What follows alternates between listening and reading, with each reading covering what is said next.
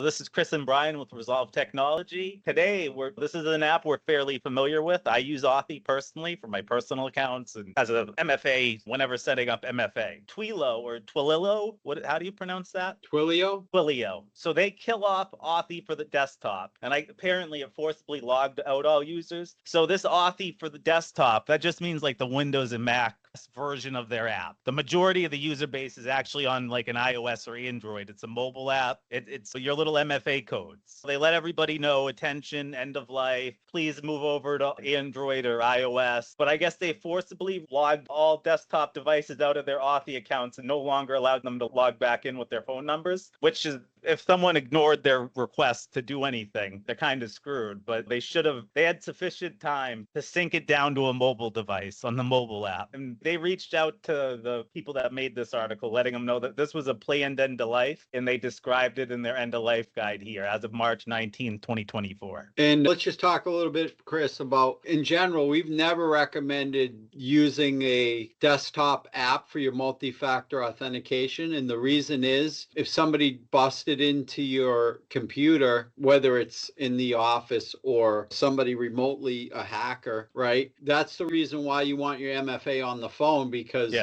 they can't get into your phone as easily. And it's just like email. It keeps things separated, right? So it's just like getting MFA via an email. You have Outlook open on the desktop. They send the email. If your computer's compromised, same concept. They got the MFA code. While I like features in Bitwarden that are convenient, which is the password manager we generally recommend, so you could have MFA and a password and the username for a SaaS app, a web portal, what have you, all tied to your Bitwarden. So if your Bitwarden vault was unlocked, the desktop app, and your computer was compromised, game over. They got you. They got you right where they want you. And I believe there was one time where if you left your vault unlocked on Windows, the Bitwarden desktop app, not or the extension, I don't remember which one, it was one of them, where, malicious actor or some coder was able to pull your master password out of memory on the Windows system, which was a pretty big vulnerability for its time. But this was back in 2-3 years ago, I believe, when this happened, 2022, 2021. Right. And we don't recommend, like, Bitwarden is just for password management. It's a password manager. It's not used. We don't recommend using it for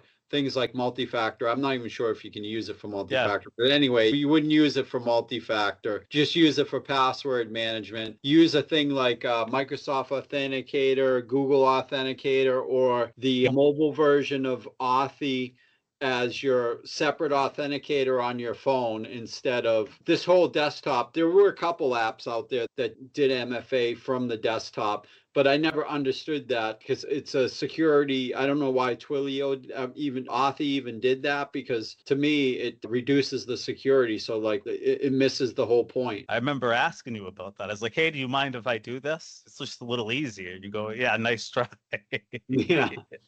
Yeah, not happening. So yeah, go ahead. In June, threat actors found an unsecured Authy API that could be used to verify if a phone number was associated with a valid account. So fed millions of phone numbers into the API, allowing them to build profiles of 33 million phone numbers on Authy, which were leaked on the hacking forum. But API, there's another thing. Nothing's 100% secure. You can't just say, oh, if you use MFA and you use a password manager and you're using them correctly, there's still things that are outside of your control. It's impossible to say, oh, you're 100% secure. You never have to worry. Go tell your cyber insurance people. That's a myth. Like, I just notice a lot of clients like, okay, if we do this, we're secure then, right? Oh, we get a spam filter for Microsoft email, we're secure. Like, it's not so black and white in this security realm, I guess you could say. Right. But there are simple things that you can avoid, like this. Avoid the desktop app. If you ever see a desktop app, avoid it. You want it on a separate device like your phone. All right, we'll wrap it there, Chris. All righty. All right, thanks. Have a good day. Bye.